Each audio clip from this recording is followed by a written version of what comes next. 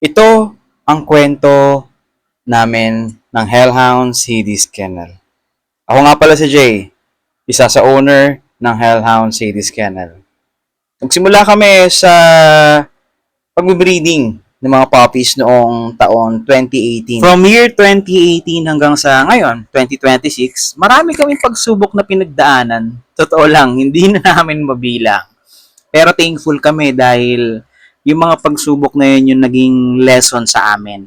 Preparation pala yun ni God na kailangan muna namin matutunan para sa mga bagay o mas magandang bagay na ipagkakaloob niya sa amin o pinaplano. Sabi nga nila, hindi naman tayo lahat nagsisimula sa isang bagay na magaling na agad eh.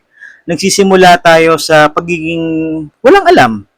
Natututo lang tayo sa bagay-bagay along the journey na tinatahak natin eh.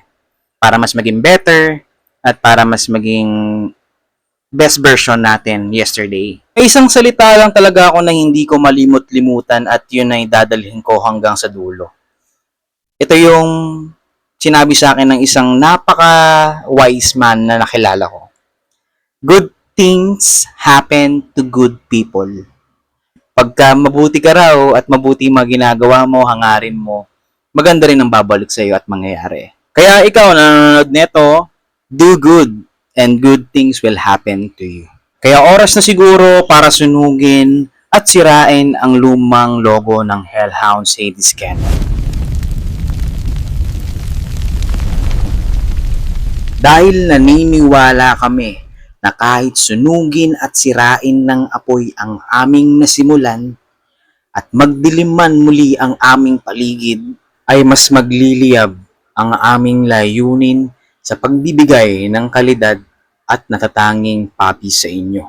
Kami ang Hellhounds Hades Kennel. Hellhounds Hades Kennel.